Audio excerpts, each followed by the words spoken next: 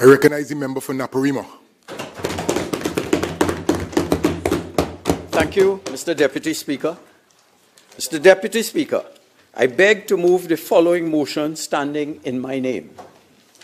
Whereas the Minister of National Security is responsible for ensuring public safety by the maintenance of law and order and the effective oversight of the national security infrastructure, and whereas the number of citizens who have lost their lives to the criminal element since September 2015 has risen astronomically to unprecedented levels, leading to a nation paralyzed by fear, and whereas women, children, and the elderly have been under attack in the most vicious and brutal ways ever experienced as a result of the rampant and emboldened criminal elements, and whereas the actions and inactions of the Minister of National Security have demonstrated his failure to properly discharge his functions, and whereas the conduct, actions, and non-performance of the Minister of National Security have been the subject of widespread adverse commentary, criticism, and censure by citizens, the media, and civil society, which has undermined public confidence in him, be it resolved that this House express its lack of confidence in the Minister of National Security and call upon the Prime Minister to revoke his appointment.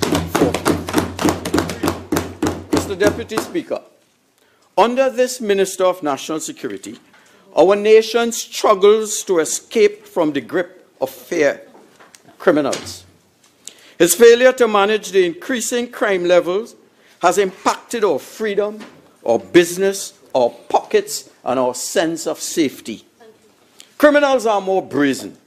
They walk our streets and rob and shoot in broad daylight. Crime no longer has any restriction. The whole of Trinidad and Tobago, including the constituency of Naparima, is a hotspot. His plans are fruitless. All talk, no action. He has done nothing to address the problem at source and prevent the creation of more criminals while simultaneously dealing with the current ones. The Minister of National Security has failed our country and failed the office he holds.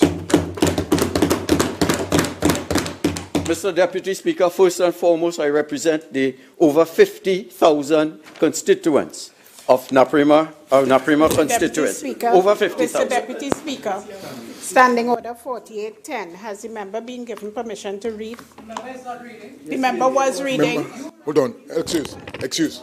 Member for Princess Town. It is too early. Right? There's a procedure. The member got up and went according to the procedure. You did not. Right? There's a procedure. Members, I have only recognized the member for Naparima, who is on his legs. Right? Member for Naparima, proceed, and I'll be guided accordingly as we go along in terms of the standing order that the member rules. Thank you very much, Proceed. Mr. Deputy Speaker. Mr. Deputy Speaker, in Naparima, we have had 14 murders since this Minister of National Security came to office. I could call the names, I could call the names, the addresses, the ages, the suffering that these 14 murders have presented in our constituency. We have Eric Ganesh, 19 years, a male. He was killed on the 10th of June this year. He was shot, unsolved.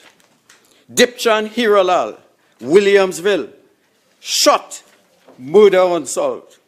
Radha Baldio, shot, murder unsolved.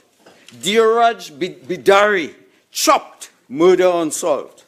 Daniel Cooper, Cedar Hill, shot, murder unsolved. Thackeray Adhim, male, Thackeray, stabbed, murder unsolved. CPEP worker Basdio Parmanan, shot, murder unsolved. Carlos Samuel, Kanhai Road, shot, murder unsolved. Kyle Francis, Williamsville, shot, murder unsolved. I could go on and on. It's 14 murders, one resolved, a detection rate of under 10%, that it is unacceptable in a country aspiring to 21st century status. Member, for the second time, Princestown, I am not tolerating those outbursts. I am taking note, it's the second time. Proceed.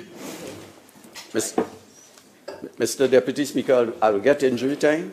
Yes, I will be guided. Thank you. The minister, since this Minister of National Security was appointed in September 2015, there are more than 1,355 murders in Trinidad and Tobago. 1,355 murders.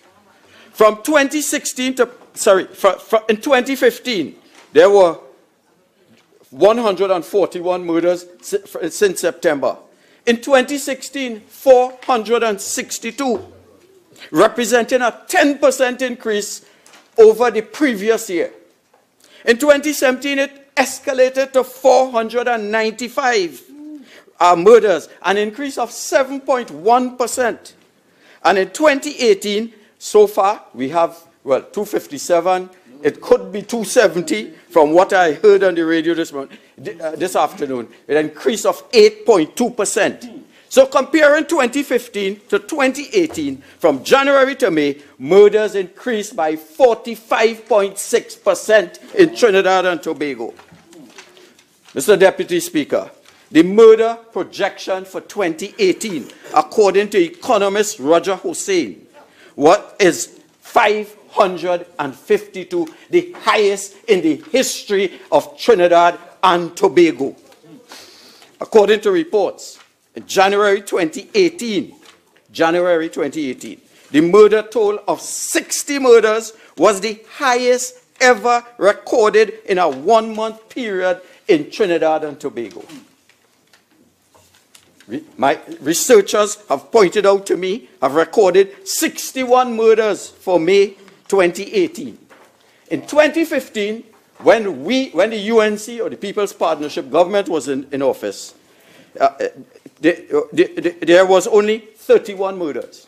There was 31 murders, and today it has increased to 61, almost doubled under the watch of this Minister of National Security. When we look at murders by gender, from 2016 to present, out of the significant number that I just called recorded murders, a total of 1,062 men and 118 females were killed. In other words, 88% of the murders were males and 10% females, under the watch of this Minister of National Security. Too many of our males are dying to guns and murder and the inability and the incapacity of this government to provide safety and security to the citizenry. When we look, Mr. Deputy Speaker, of murders by age group, under 15, 2%. But the critical young male, 16 to 25. 16 to 25, 22% of the murders under his watch were in the age group 16 to 25. In the age group 26 to 35, it was 30%. The productive age, 30%. So when we total 16 to 35, we get 52%. So young people have no confidence, have no capacity to survive under this administration. We look at the age group 36 to 45 is 16%, 46 to 55 9%, 56 to 65 4%, and 66 and above 2%.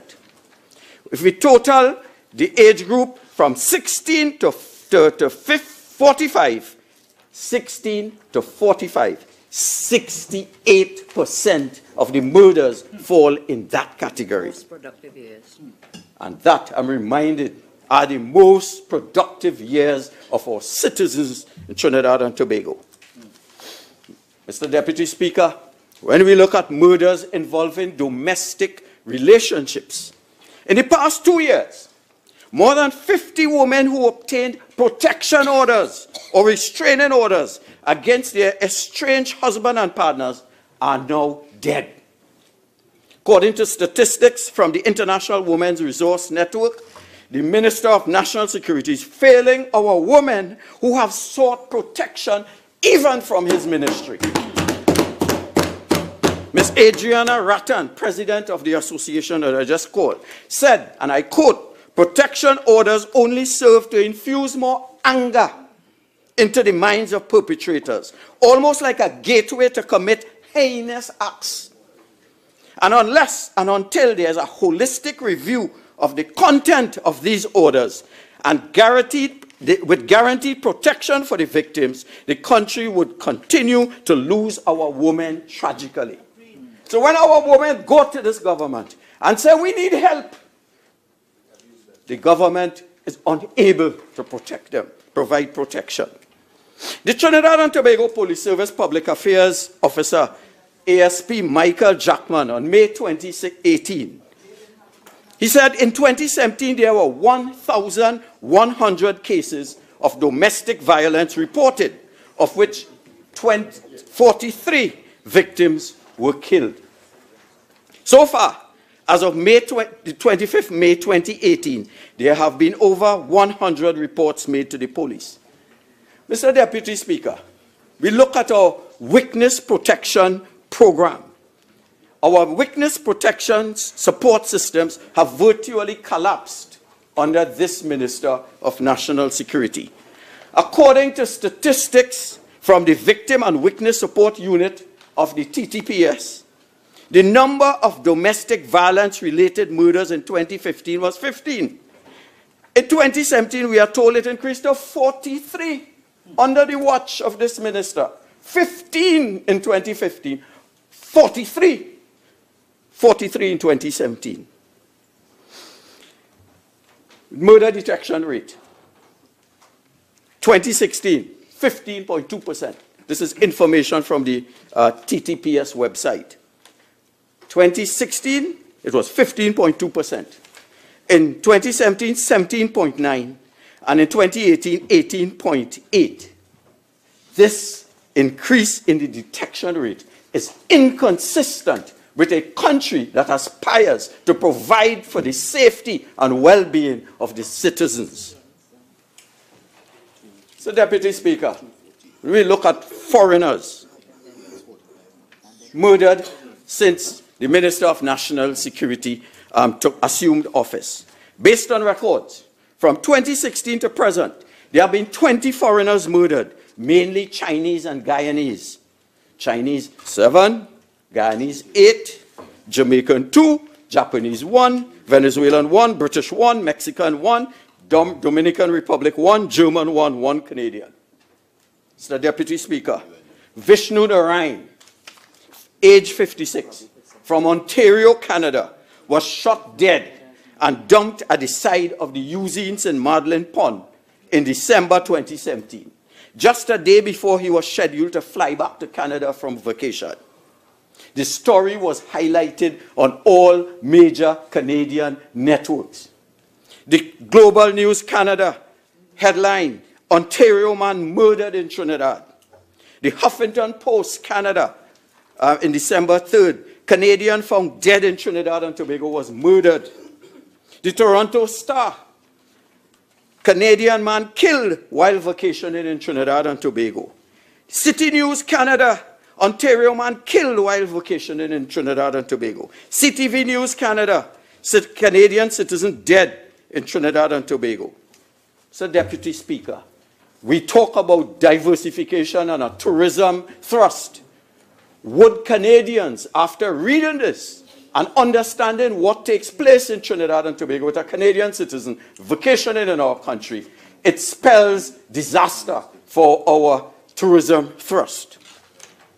The methods of murder since the minister assumed office. We're talking from September 2015 to the present. 1% was strangled. 1% throat slit. And I was listening on the radio coming to the car, coming up today, and they're talking about a couple, I think they were businessmen, and both their throats were slit. Chopped, 2%. Burnt, 2%. Beaten with a blunt instrument, 3%. Unstabbed, 9%. And a whopping 74% were killed using guns.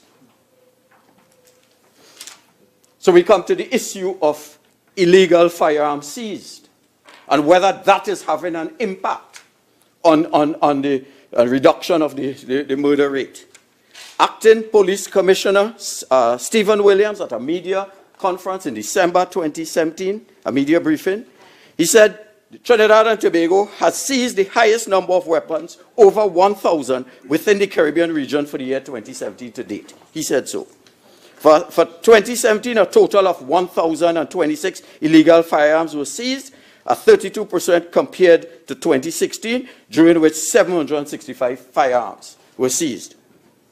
From January to April 2018, compared to the same period last year, there has been an increase in 15.5% in possession of firearms and ammunition offenses, according to the TTPS data. However, there is no relationship between the number of guns seized by the police and gun-related murders. It seems as if the more that they seize, the more murders are committed. And no one knows. There is no data. The Ministry of National Security is not data-driven.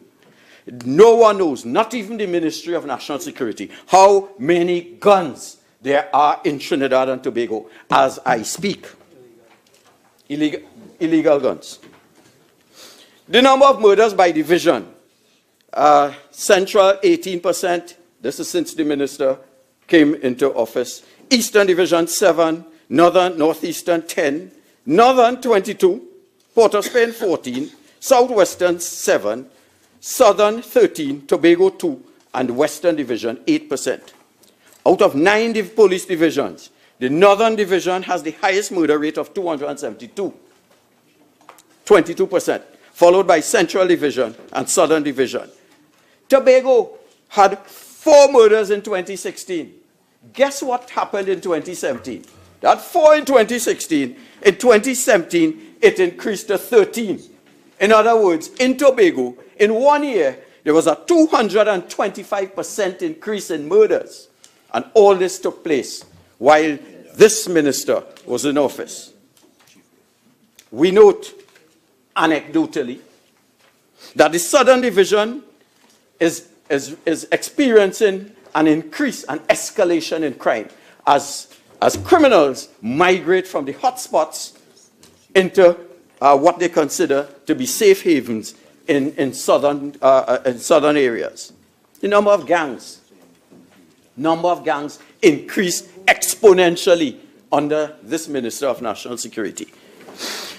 The Attorney General, the Honorable Attorney General, in piloting the anti-gang legislation, between 2014 and this year, gangs in Trinidad and Tobago have increased 129%, and gang members have increased 60%. And we are seeing, and I'm quoting, an exponential rise in gang activity. He said in 2014, the acting police commissioner had said there were 92 gangs with 1,500 members. In 2016, guess what? It increased to 172 gangs and 2,358 members. Today, it has increased again to 211 gangs and 2,458 members. What it is, when this PNM is in government, that the number of gangs and gang members increase exponentially. And what would a responsible government do to stop that pipeline of young males from our secondary school system to our remand yard and our prison? A responsible government would take decisive action to stop that. Gang membership and incentives to join gangs have increased under the watch of this government, and in particular, this Minister of National Security. He has failed, Mr. Deputy Speaker. Mr. Speaker, I go to the cost of crime. This is a burden that our society is bearing. The the country is paying a significant price for the incompetence of the Ministry of National Security. The cost of crime. Crime is now a growth industry in Trinidad and Tobago. The only growing industry is funeral homes. And in Princeton, the only industry that has been established around my constituency, in Princeton, along the Naparima, Mayaro Road, there is a new building. Guess what, Mr. Deputy Speaker? It is soon to be opened, the J.E. Guide Funeral Home and Crematorium Limited. That is where we reach in this country. According to the United Nations Global Burden on Armed Violence in 2015, methodology used by Roger Hussein, there was a $172 million loss in productive output in 2017. Homicides are having a serious impact on this country. And economist Roger Hussein said if someone was murdered at age 29, other things being constant, that person loses 31 years in the labor force. The government budgeted to spend $6.4 billion on national security in the current fiscal year. National security is the second largest allocation of the national budget, with education receiving $7.39 million.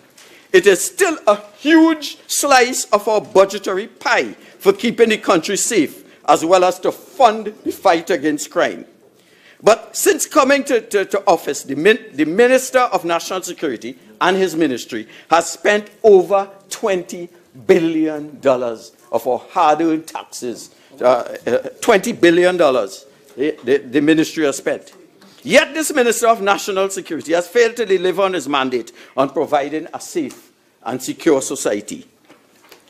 Out of 17 Latin American and Caribbean countries, Trinidad and Tobago ranks 6th for annual cost of crime as a proportion of GDP. 6th. This country loses 2.26% and 3.52% of GDP to crime annually. The cost of crime that we all bear, the incompetence that we all pay for. The IDB report, Restoring Paradise in the Caribbean, Combating Violence with Numbers, looked at crime in 5 Caribbean countries: Trinidad and Tobago, Jamaica, the Bahamas, Barbados, and Suriname, and found that government expenditure on crime in Trinidad and Tobago is between 1.04% and 1.68% of GDP, which is above the average for 17 Latin American Caribbean countries. In other words, we are spending more on crime than is the benchmark norm in Latin America and the Caribbean. And we are not getting the results for the money we have invested in the Ministry of National Security. The Honorable Prime Minister, at the Trinidad and Tobago Police Service Manpower Audit Committee function, he said that every murder case that is going through the courthouse costs taxpayers between $1 million and $10 million. So if we eliminate murders or reduce murders, the country saves money. Mr. Deputy Speaker, if we solve the 550 anticipated murders for 2018, this year the legal cost could exceed $1 billion. The macro and micro cost of crime is over $10 billion, $10,000 million, and could be as high as $14 billion annually if one were to quantify government costs, the social costs, and the private costs. And at a previous debate, I indicated some of the costs. If we take, for example, funerals, and let's say each funeral costs $20,000, they cost more. And we project 487 murders. That is $9.74 million we're talking about. National security budget, $6.2 billion. Health costs, loss of external investment, tourism costs, with the travel advisories and tourists like Canadians and friends of mine in Canada, who I studied with in Canada. indicated that they had postponed visits to Trinidad when they begin to read their advisories and read reports of citizens being murdered in Trinidad and Tobago. We have individual costs. We all know burglar proof, CCTV, blink, GPS alarm, psychological costs, loss of breadwinners in our homes. $14 billion this country is paying for the incompetence of the Ministry of National Security. And Mr. Deputy Speaker, we get excuses galore. The government fails to realize that they were elected to govern. And as the member for Tobago West reminded us, we are in charge now. And we have to deal with it. You want to take the advantage of being in charge now, but put the blame on everybody else. So the Prime Minister, Dr. Rowley, asserted, more will die after the opposition failed to support the anti-gang bill. But he was rebuffed by the opposition leader, who instead asserted that the PNM administration was attempting to blame the opposition benches for runaway murder rate under National Security Minister, the Honorable Edmund Dillon. And the excuse to blame the opposition, I heard the minister say, when we say that when the PNM is in power, murder rates increase. And his response was, when the UNC is in opposition, the murder rate increase. I tried to figure that out. I spoke to my 7-year-old granddaughter, and she just stoops and walks away. Does not make sense. The National Security Minister sought to cast blame on the opposition for the crime problem in the country, as he pointed out its failure to support the bail amendment bill last year resulted in more than 1,400 prisoners accessing bail and walking free since August 2016. Blame all wrong. No data, no facts. Get up, catch a vaps, and it sounds nice, and you say it. Dr. Rowley criticized the process for selecting the top cop. Asked whether he knew who was on the shortlist, he said, I, as Prime Minister of Trinidad and Tobago, I am the person who knows the least about that. And that is part of the stupidness that is going on in this country. Absolving himself. Pontius Pilate. I am not responsible. I do not know what's going on. Blame everybody. Dr. Rowley said it appears as though some are eager because they like to, when you raise these issues and they are incapable of confronting them, they want to make you feel guilty so that they silence you and you self-censor. Dr. Rowley said it appears as though some are eager to report on crime issues in Trinidad and Tobago. We are not eager to report. It pains me to give this data. This is my country that I love. We on this side are patriots. And it pains us to see what is happening. Cry, my beloved country. Angered by the escalating crime rate, especially domestic-related murders in the last month, Prime Minister Dr. Rowley last night called on women to choose their male companions more wisely. So heaven, blame it. Blame women. Blame everybody except the incompetence of the Ministry of National Security. Failures of their many crime plans. Failures. Absolute failures. They promised to address at-risk youth. That is in the manifesto. To improve legislation to deal with crime. To upgrade national security infrastructure and safeguard our borders. To establish and upgrade our agencies and policies. And implement a crime prevention program. Talk with no meaning, with no serious intent to implement. What have they done? At-risk youth. The PNM manifesto falsely claims that they will use police youth clubs. They will use the cadet force, the citizens security program and the like to identify programmatic and strategic prevention and intervention and suppression activities. Nice words. They say they will embed pro-social development strategies towards preventing young persons from becoming involved in offending behavior. And they will implement an aggressive public outreach campaign on effective strategies to combat juvenile violence. Anybody has seen anything in the national community about any public outreach campaign on effective strategies to combat juvenile violence? None of us have seen that. The citizen security program which they sought to use to achieve these things has not been heard of since 2015. They talk about at-risk youth, but they have cut MILAT allocation for 2018 by $4 million. $4 million. They could buy boats from Australia, which we do not need, with money we do not have, but cannot find $4 million for MILAT to save the young male inner city males. Many of them are in their constituencies. That is immoral. It is immoral, Mr. Deputy Speaker. Honourable Member, your 30 minutes has elapsed. You have an additional 15. You care to avail yourself? Yes. You care to avail yourself? Yes. Deputy Speaker, thank you.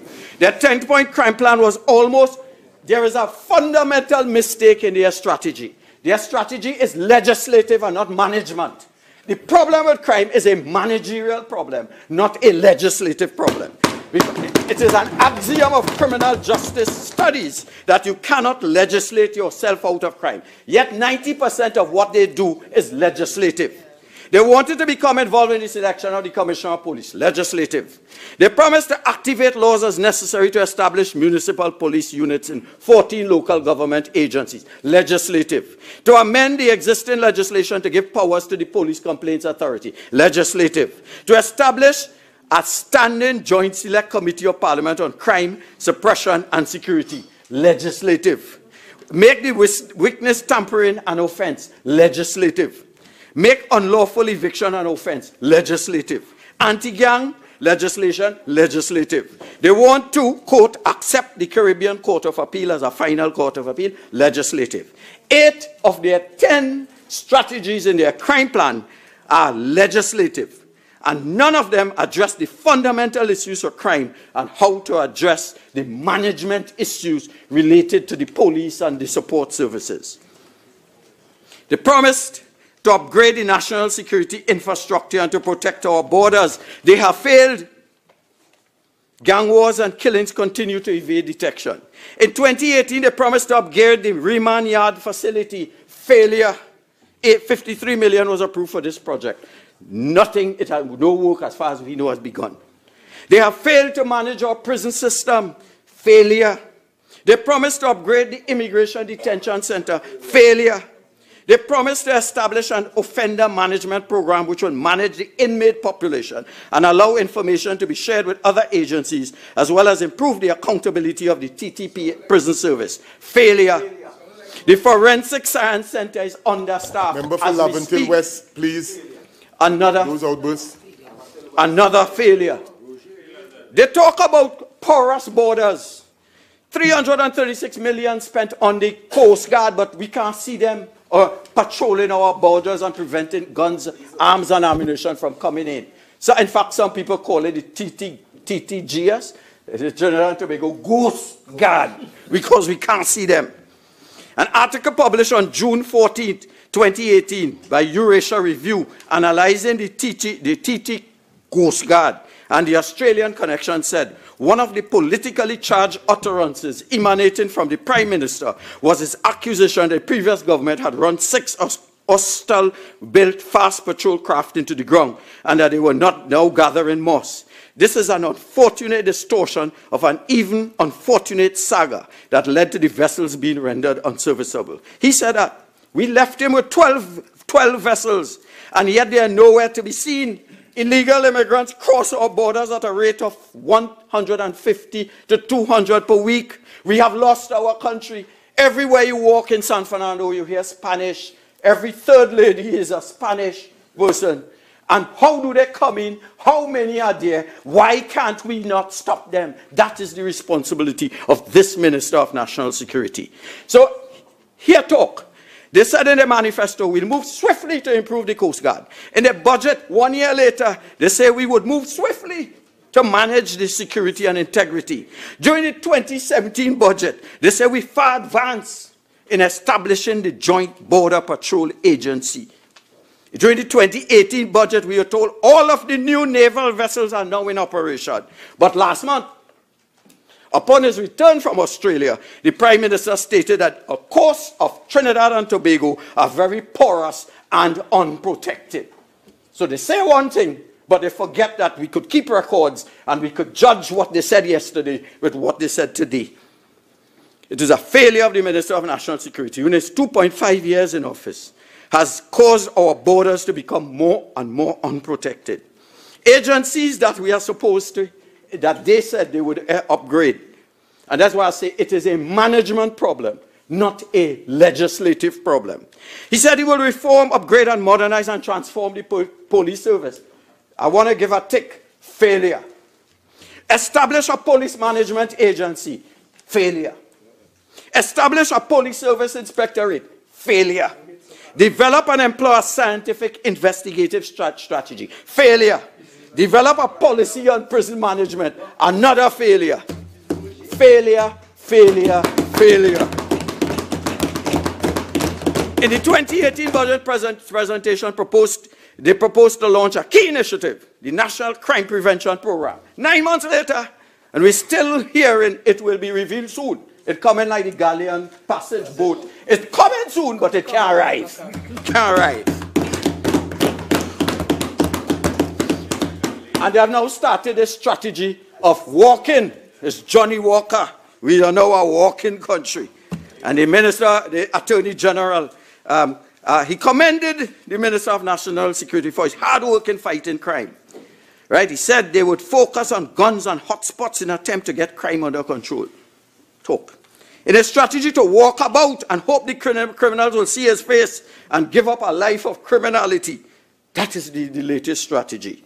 So since 2016, and it is not new, in 2016 they adopted this walk-in strategy. August 2016, they walked in enterprise.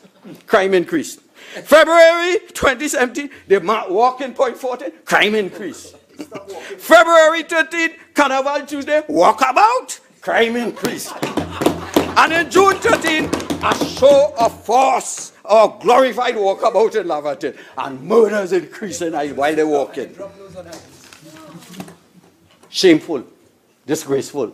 This is the country that we love, being taken for a ride. The Minister of National Security was oblivious to the potential gang wars in Port Authority. He got up and said, in response to a question, he said, there is no gang activity in Port of Spain. I have the report here. He said it in Parliament. But a day later, the TTB say, yes, ISIS fighting Rasta City. So who to believe? Who to believe? The man in charge does not know his ministry. I'll tell you about the weaknesses of their approach. Plenty nice talk and plans that take too long to come into effect. The Enterprise Police Station is yet to be constructed. Yeah? The Minister of National Security blamed the UNC for dismantling and selling offshore patrol vessels, but fails to answer why, after 3 years, he has failed to reassemble it. We see community patrols by police with their bright blue lights indicating criminals in the area watching the blue lights, and as soon as they drive, they commit the crime. A show of force in Port of Spain will not have any impact on crime. Just like Operation Anaconda, if you recall, in 2002. It did not have that show of force and man walking with gun. That is 17th century policing. Thomas Peel and those fellas. So we have no confidence in this minister. Why? He's a non-performer, much like the rest of his colleagues. No sense of responsibility, blames everyone else. The forensic science still overburdened. No youth incentive programs to prevent the pipeline from our secondary schools to remand yard. The domestic violence cases are not being given the level of attention and severity it deserves. They deserve. His focus is on locking up and not rehabilitating or providing options that disincentivize criminal activity. Failure of the SSA to provide actionable intelligence. We get info on our citizens abroad via CNN, via Fox News, via the US Senate, via Human Rights Watch, but never, not at all, from the SSA. $500 million wasted on that institution. The police force, police service, riddled with corruption. The PNM claim they are tackling corruption. They should have started with the police service and rooted out the bad officers who encourage crime and give the good ones a bad name. It was a special reserve officer. A constable was arrested recently in London after he was found in possession of cocaine. The last person I would expect to embarrass us on the global arena is a police officer. Why are the rogue officers not being rooted out? But yet we are told, when they had the anti-gang legislation, we gave 7,000 police the right to lock up anybody on suspicion of being a gang member for 72 hours. Suspicion. If you have 10% rogue officers, means 720 police officers could lock up any one of us on the suspicion. They talk about a carnival terror plot. We're not even sure that that is real. We have no data. We're not sure.